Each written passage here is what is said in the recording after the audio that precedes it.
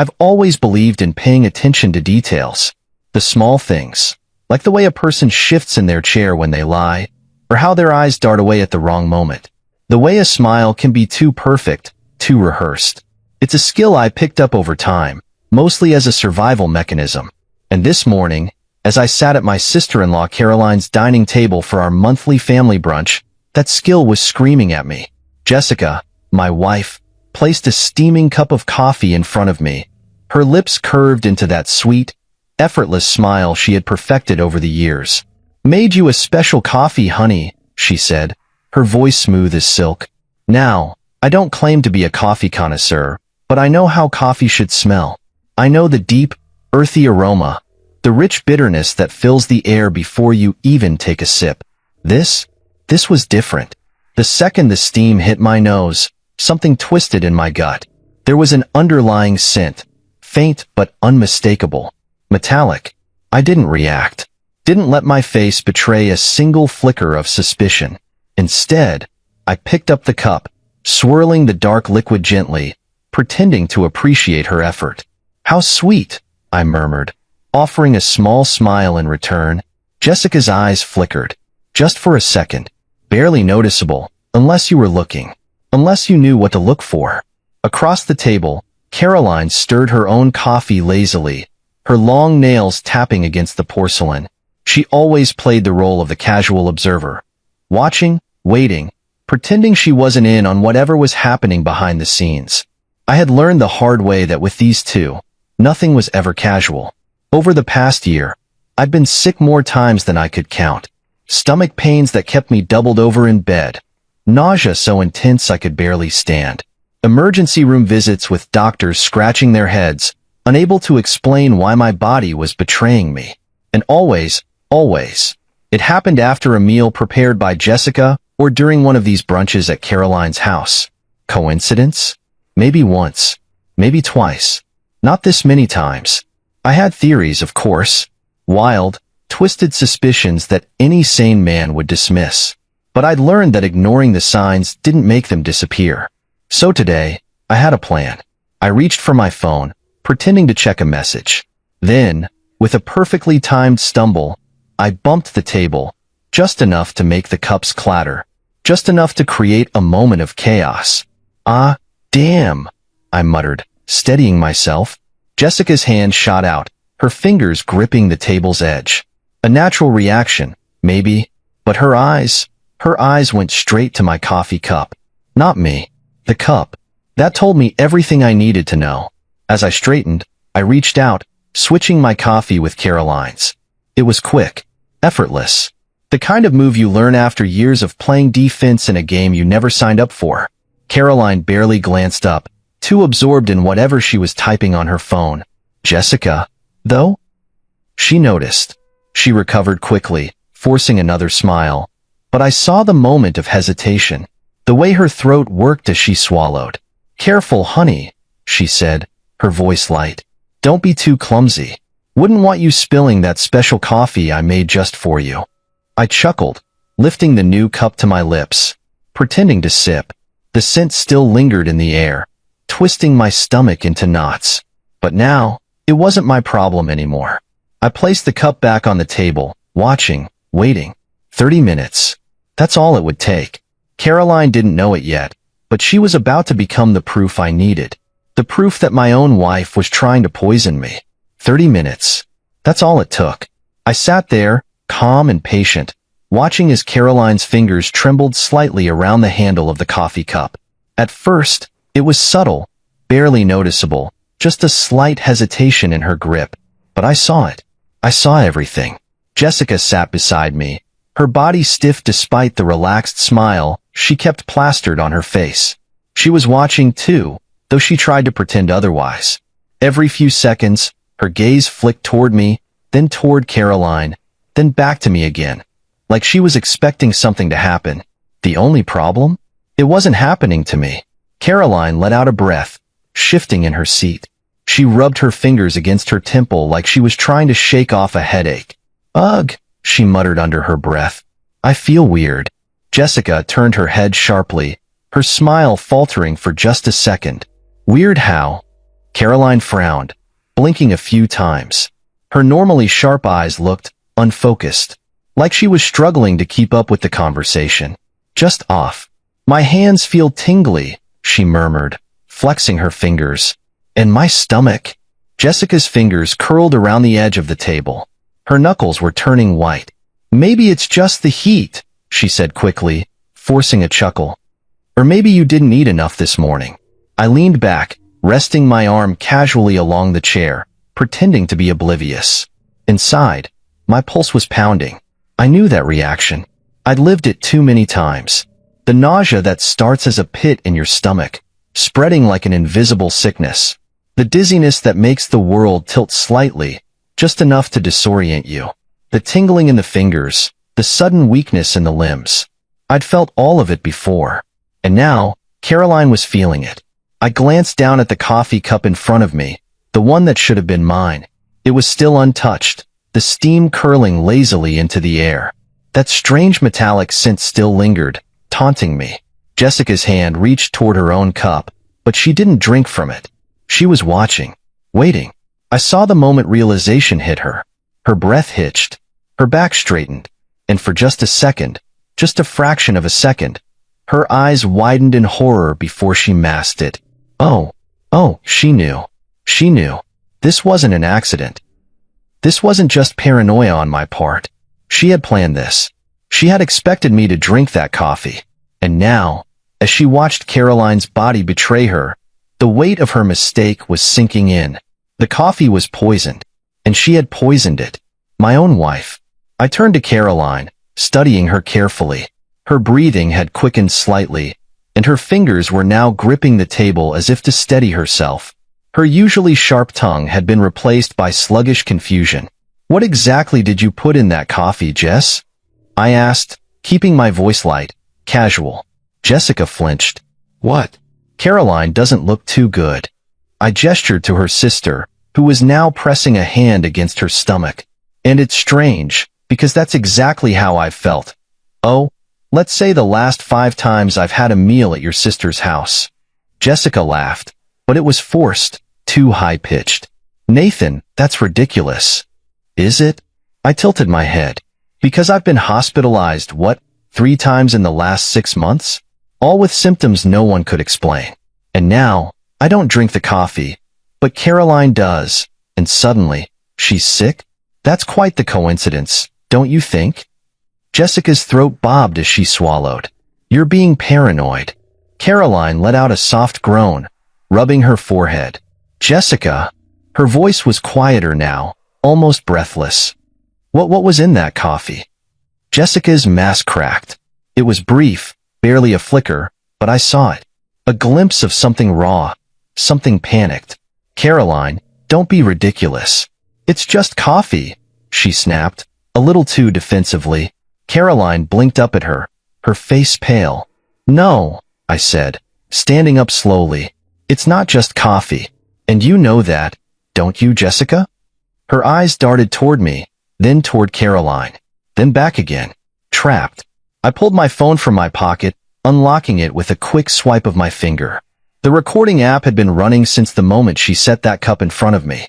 See, here's what's going to happen, I said evenly, my voice carrying across the table. I'm going to call an ambulance. Caroline is going to get the medical attention she needs. And then, I'm going to make sure they run a full toxicology screen. Jessica's hands clenched into fists. You're blowing this out of proportion, she hissed. Am I? I raised a brow. Then why do you look like you just saw a ghost? She didn't answer. Caroline exhaled shakily. Jessica. Her voice trembled, her fingers pressing against her chest. Tell me the truth. Did you put something in that coffee? Jessica's lips parted, but no words came out. She didn't need to say it. Her silence was the answer. I pressed the call button. 911. What's your emergency? Yes, I said, my voice steady. I need an ambulance at 1207 Willow Creek Drive. My sister-in-law appears to be having a severe reaction to something in her coffee. Jessica's breath hitched. She had lost control of the situation. And now? Now, it was my turn to see how far this would go. The moment I hung up with 911, The air in the dining room grew suffocatingly thick. Jessica's face had lost all its color, her fingers clenched into trembling fists at her sides. Caroline groaned, her forehead damp with sweat, gripping the edge of the table like she was trying to anchor herself to reality. I watched Jessica carefully. She was too quiet, not rushing to Caroline's side, not trying to comfort her, not showing the panic of a loving sister watching her sibling suffer. No, she was calculating. Her mind was working overtime, trying to figure out how to talk her way out of this. I wasn't going to give her the chance. You were never expecting me to make this call, were you?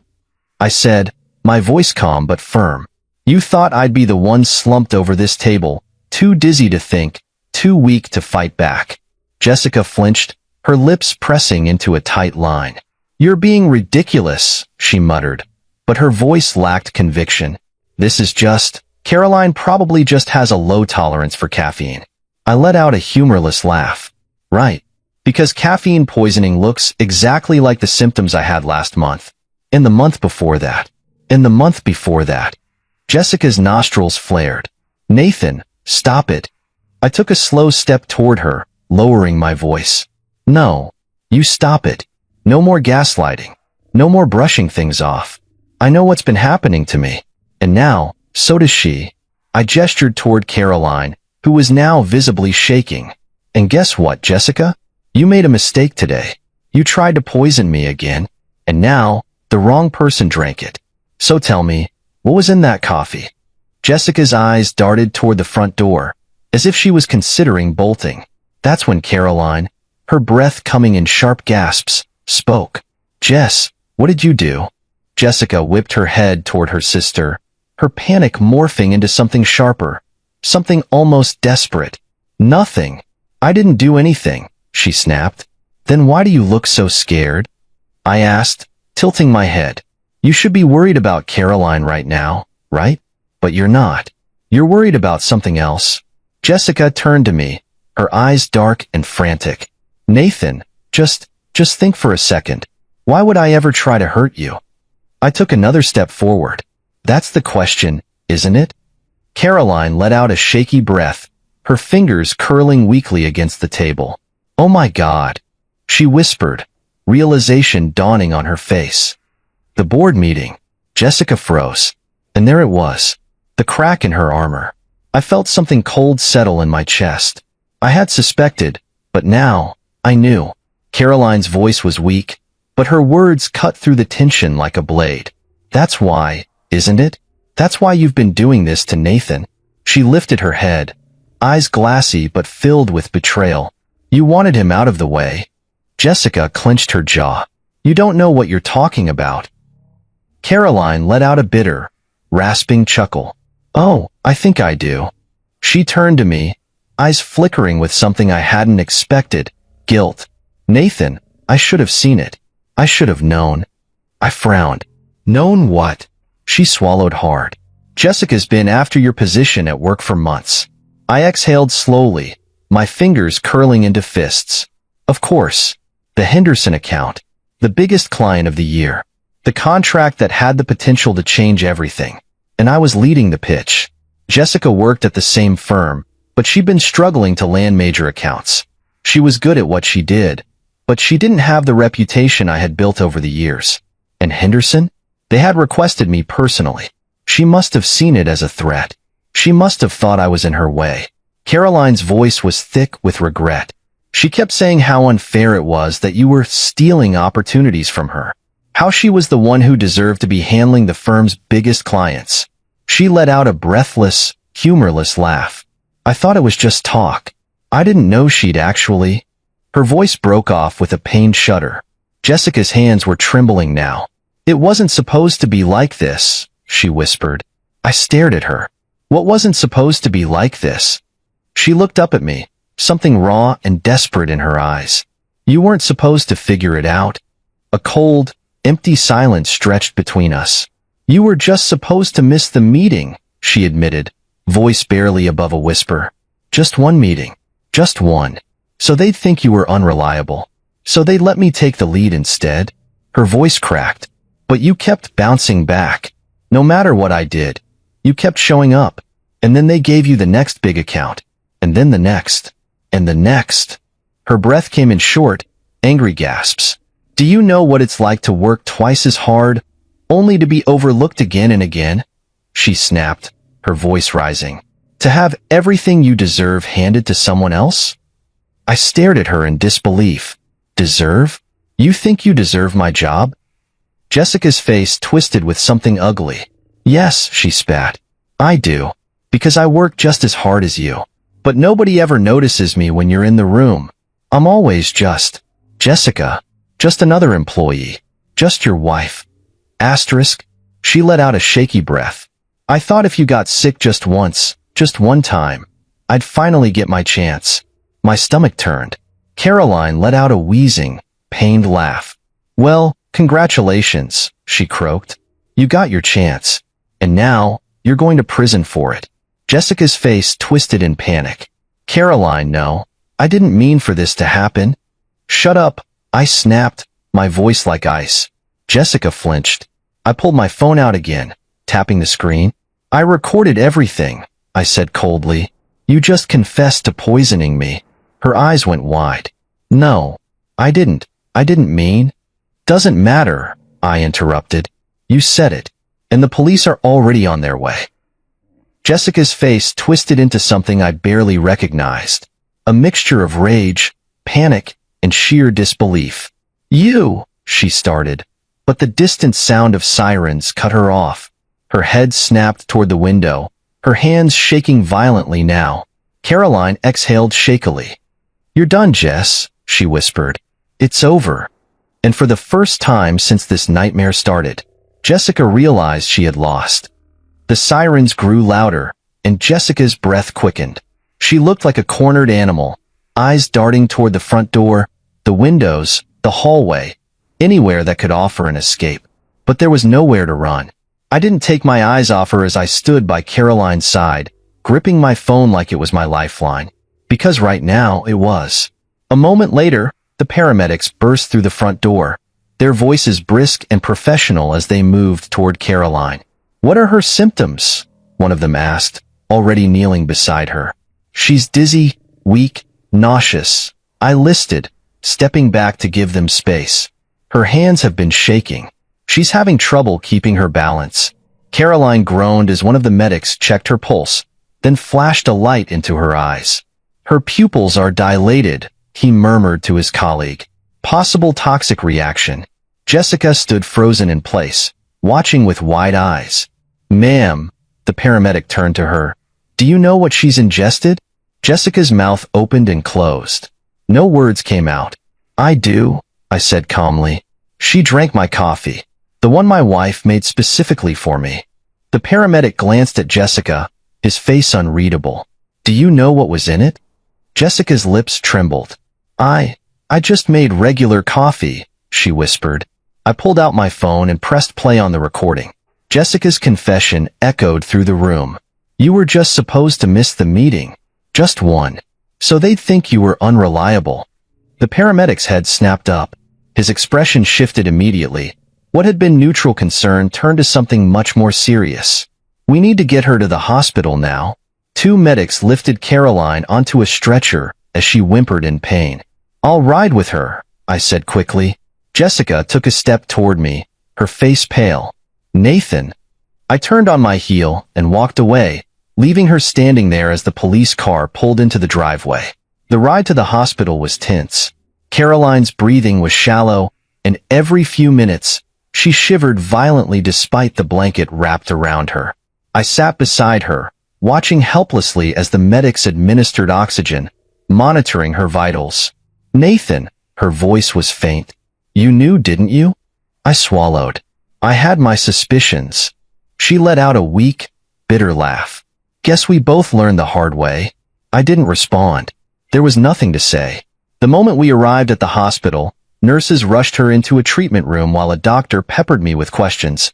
What she ate, what she drank, when the symptoms started. I told them everything. Then I handed over my phone. I recorded her admitting to it. I told the attending physician. Check Caroline's toxicology report. I'd bet my life this isn't the first time my wife has done this. The doctor's expression darkened. "We'll run every test necessary." 2 hours passed. I sat in the waiting room, my hands clasped together, my thoughts spiraling. I replayed everything in my head. The months of illness, the lies, the dismissals, the careful way Jessica had orchestrated it all. The pieces fit too well. She had planned this. Every single step of it. She hadn't just wanted me to miss one meeting. That had been the start. But when that failed, she had escalated. Each time, the symptoms grew worse. She had been slowly pushing, testing, seeing how far she could go without getting caught. And now, finally, she had gone too far. A door swung open, pulling me from my thoughts. Dr. Phillips, a tall woman with sharp eyes and silver-streaked hair, walked toward me. "She's stable," she said without preamble. "We were able to flush most of the toxins from her system. She's weak, but she'll recover." I exhaled a breath I hadn't realized I was holding. "And?" Dr. Phillips studied me for a moment. "You were right to be concerned. The toxicology report confirmed the presence of a non-lethal but highly potent compound, one that shouldn't be in any food or drink. We're running further analysis, but the initial results are alarming." My jaw clenched. "How alarming?" She hesitated, then handed me a tablet. The screen showed a list of chemical compounds, medical terms I barely understood, except for one word. "Rodenticide?" I said, my voice barely above a whisper. Dr. Phillips nodded grimly. "A slow-acting poison often used in pest control. In small doses over time, it causes fatigue, nausea, muscle weakness, but in concentrated amounts?" She met my gaze. "It could be fatal." My stomach churned. She hadn't just been trying to sabotage me. She had been trying to kill me. "Would you be willing to speak with law enforcement?" the doctor asked. I let out a slow breath. I already have evidence, and I'm not stopping until she pays for what she's done. Dr. Phillips nodded, as if she had expected nothing less. Just then, a voice broke through the hospital's quiet hum. "Nathan." I turned, and there she was. Jessica, standing at the entrance of the waiting room, her hair slightly disheveled, her breathing uneven. 2 uniformed police officers flanked her, their hands resting on their holsters. "Don't say a word," one of them instructed. Jessica's eyes locked onto mine, filled with something I couldn't quite decipher. Fear? Desperation? Remorse? "I didn't mean to," she whispered. My blood ran cold. The officer nearest to her stepped forward. "Nathan Bennett, we'll need a formal statement from you." I stood up, leveling my gaze at my wife. The woman I had once trusted. The woman who had loved me, or at least pretended to. "Don't worry," I said, voice steady. "I'm ready to talk." Jessica's lips parted, as if she wanted to plead, beg, but she knew. She had already lost. The officer turned to her. "Jessica Bennett, you're under arrest for attempted poisoning, reckless endangerment, and conspiracy to commit harm." The words echoed through the hallway. Jessica inhaled sharply. "Nathan." I held up a hand. "Don't. Just don't." Her face crumbled. I turned away from her as the officers led her down the hall, their footsteps heavy against the tile floor. Dr. Phillips placed a hand on my shoulder. "This isn't over yet," she murmured. I nodded. No, it wasn't over. But for the first time in a long time, I wasn't the one at risk. Jessica was. And she was going to pay for what she had done. The hospital's fluorescent lights buzzed faintly above me as I walked into the small, sterile interrogation room. The walls were painted a dull beige, the air heavy with an unsettling stillness. Across the metal table, Jessica sat, her wrists handcuffed, her posture stiff. She looked different. Not just physically, though the stress of the last few hours had certainly taken its toll. Her hair was messier than I'd ever seen it, her eyes rimmed with exhaustion. But it was something deeper. For the first time in our marriage, she looked small. Jessica had always been calculated, always controlled. She was the kind of woman who never let a single strand of hair fall out of place, who could walk into a room and command attention with a single glance. But now, she was sitting in a police interrogation room, waiting to hear just how much of her life was about to collapse. I sat down across from her, folding my hands on the table. She didn't meet my gaze. "Why, Jessica?" I asked, my voice low but firm. Her shoulders tensed. "Don't act like you don't know," she muttered, still refusing to look at me.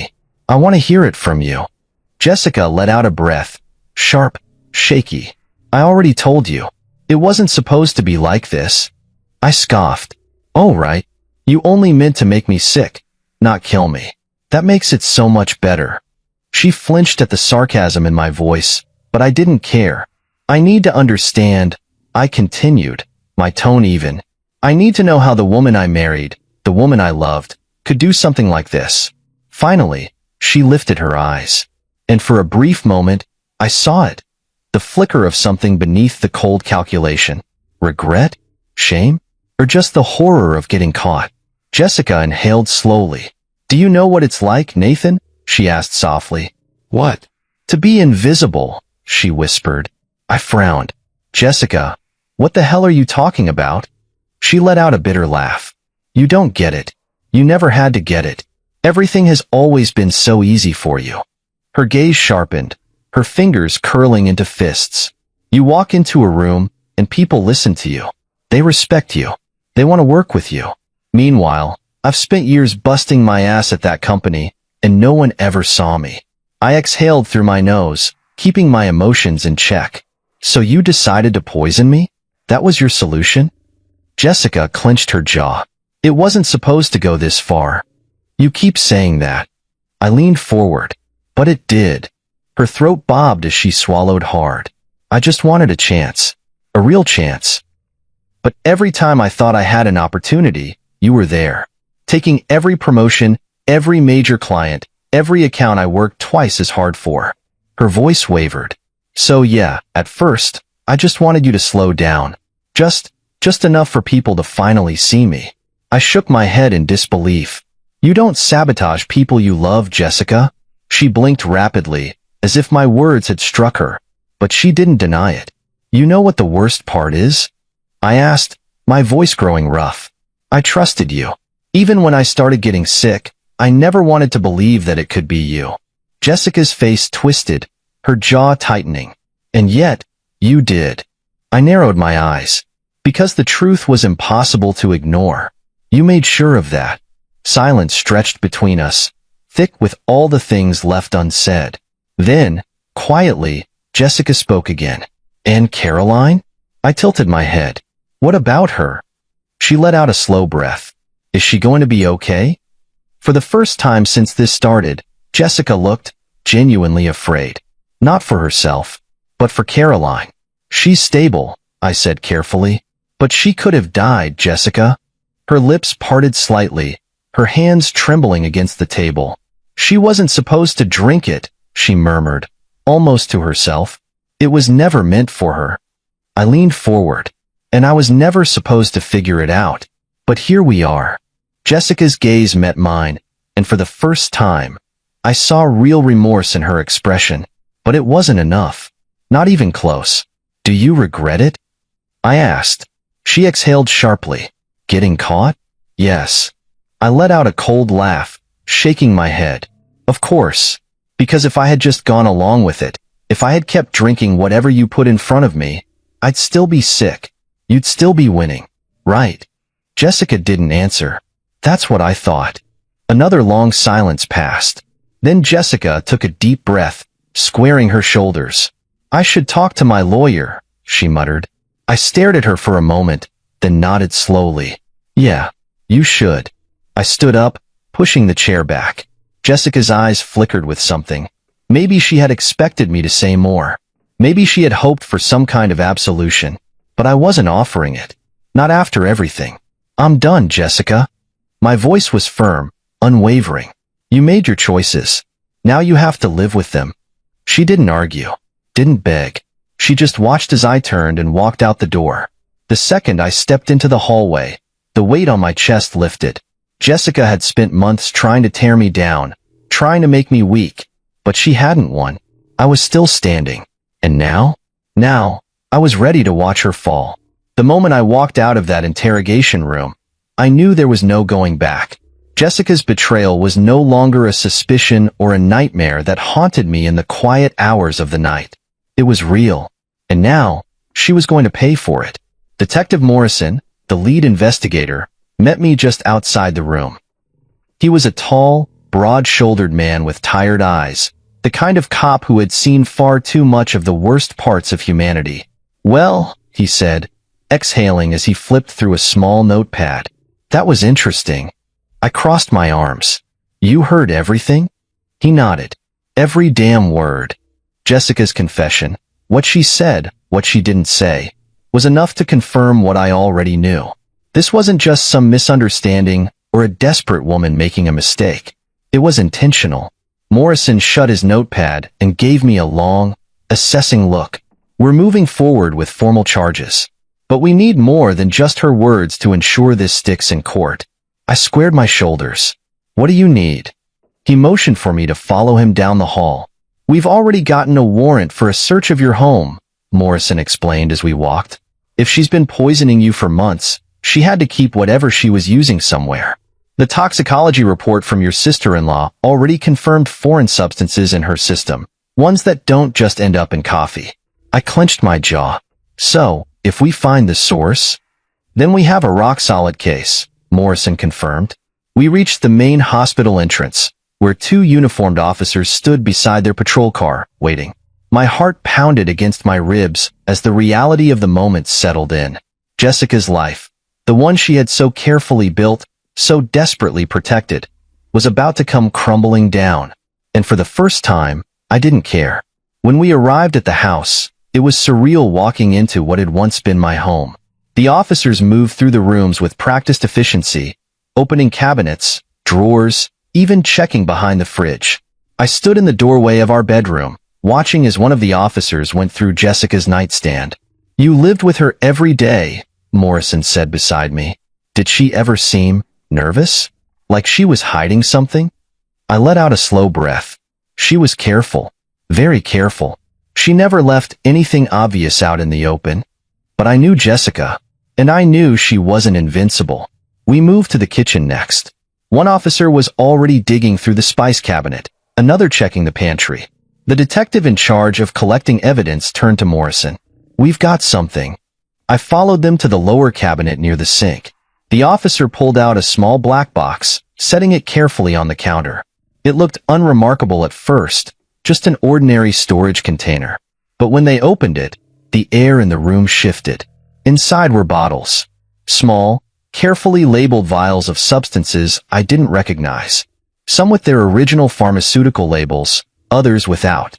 Morrison picked one up, his expression darkening. "This," he said, handing it to the evidence tech, "isn't something you buy at a grocery store." I stared at the collection, my stomach churning. All this time, Jessica had been keeping stock of whatever she had been using on me, like I was some experiment. One of the officers handed me a piece of folded paper. "You might want to see this." I unfolded it, my hands tightening around the edges. It was a list. Dates. Dosages. Effects. She had documented everything. Every single time I had fallen ill. Every headache. Every emergency room visit. Every unexplained sickness. Jessica had written it all down, like she was conducting some kind of sick, twisted study. Morrison let out a low whistle. "Well, this is damning." I swallowed hard, feeling my pulse roar in my ears. "You're telling me?" The realization hit me like a truck. She never planned on stopping. If I hadn't switched that cup with Caroline's, if I hadn't started questioning things, would I have survived the next dose? Would she have gone all the way? The thought sent ice through my veins. Morrison motioned to the officers. "Bag all of it. We're done here." Back at the station, I watched from a distance as Jessica was led from her holding cell to a different interrogation room. She didn't fight, didn't try to run, but when she caught sight of me through the window, she hesitated. For just a moment, I saw something flicker in her eyes. Regret? Or just fear of what happens next? Detective Morrison gestured for me to step inside the observation room. From here, I could see and hear everything, but Jessica couldn't see me anymore. He sat across from her, setting the black box on the table with a thud. Jessica's entire body tensed. Morrison leaned forward. "You recognize this, don't you?" She didn't answer. "You kept records," he continued, tapping the sheet of paper I had read earlier. You documented every time you poisoned your husband. The amounts, the effects, even how much stronger you needed to make it each time. Jessica's jaw tightened. Morrison tilted his head. Tell me, Jessica, was there ever going to be a point where you stopped? Or was Nathan just a problem you were planning to permanently remove? She inhaled sharply, but again, she didn't deny it. Morrison sat back, shaking his head. Here's the deal. You're facing multiple charges, and trust me, none of them are going away.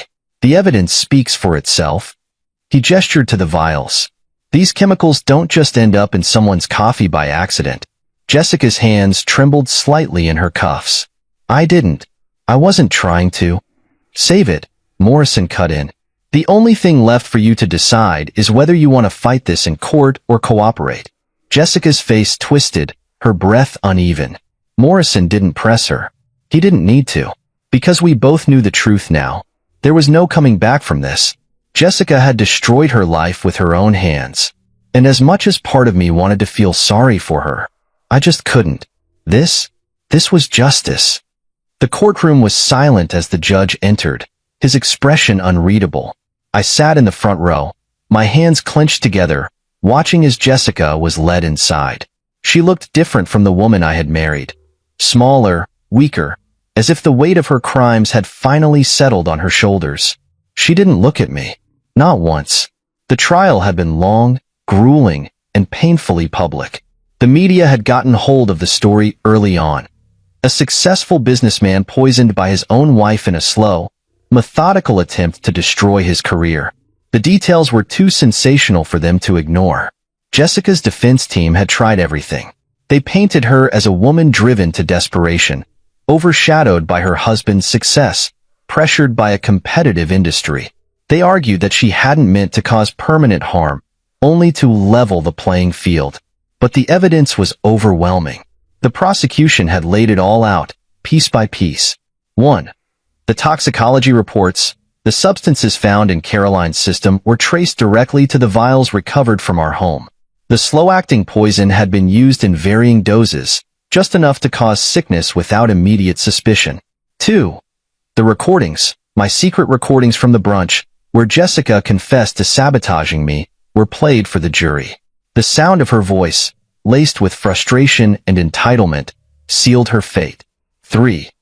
The documented pattern, the handwritten notes from our kitchen cabinet, Jessica's detailed log of my symptoms, had been particularly damning. The prosecutors called it a systematic experiment in cruelty. 4. The witness testimonies. Caroline had taken the stand, her voice shaking as she recounted how Jessica had dismissed her concerns over the years. My colleagues from work testified about my unexplained illnesses, my declining health, and how Jessica had subtly planted doubts about my reliability. When the lead prosecutor delivered his closing statement, I knew it was over. This was not an accident, he said firmly, pacing the courtroom floor. This was premeditation. Jessica Bennett did not act out of desperation. She acted out of calculation. She saw an obstacle in her husband, and instead of working harder, she tried to eliminate him. Jessica sat stone-faced as the jury was dismissed to deliberate. It didn't take them long. 2 hours later, they returned. The judge asked the foreperson to read the verdict. My heart pounded in my chest. We, the jury, find the defendant guilty on all counts. Jessica inhaled sharply, her mask finally cracking. I let out a slow breath, closing my eyes for just a moment. It's over. The judge wasted no time. Given the overwhelming evidence, Jessica was sentenced to 25 years in prison without the possibility of parole. The words echoed in the courtroom, a final, undeniable truth. I didn't celebrate. I didn't cheer. Because in the end, no one won. Jessica had lost her freedom, her career, and everything she had once valued. And me? I had lost a woman I had once loved. After the sentencing, I stepped outside the courthouse, the crisp air biting against my skin. Reporters were already swarming, their cameras flashing as they shouted questions. How do you feel now that justice has been served? What would you say to Jessica if you had the chance? I ignored them, because the truth was, I didn't feel anything. Not relief, not anger, not even satisfaction. Just exhaustion. A soft voice pulled me from my thoughts. Nathan. I turned. Caroline stood a few feet away, her face pale but steady. She was still recovering, but she looked stronger than she had that day at the hospital. You okay? I asked. She let out a small, bitter laugh. Am I okay? My sister just got sentenced to prison for trying to poison my brother-in-law. So no, not really. I sighed. Yeah, same here. For a long moment, neither of us spoke. Then Caroline shook her head. I don't understand her, she murmured. She had everything. A good career. A husband who loved her. A life she built from nothing. And she threw it away. I didn't respond right away, because I didn't understand it either. I think, I said finally, Jessica convinced herself that nothing she had was ever enough. Caroline exhaled, rubbing her arms against the cold. You think she regrets it? I thought back to the courtroom, to the way Jessica had stared blankly at the table as the judge read her sentence. I don't know, I admitted, but it doesn't really matter anymore. Caroline nodded. Because in the end, Jessica's regrets wouldn't change anything. She had made her choices, and now, she had to live with them. Months passed. Life slowly moved forward. Jessica's trial had been a spectacle, but soon, people found new stories to obsess over. The headlines faded. The whispers at work quieted. And I healed. It wasn't instant. It wasn't easy. But day by day, I rebuilt. The Henderson account, the very contract Jessica had tried to sabotage, ended up solidifying my career. After hearing about the trial, the firm doubled down on their trust in me, offering more opportunities, more clients, more success than I had ever imagined. Jessica had tried to destroy me, and in the end, all she had done was make me stronger. 1 year later, I stood at the podium of a corporate event, staring out at the sea of faces in front of me.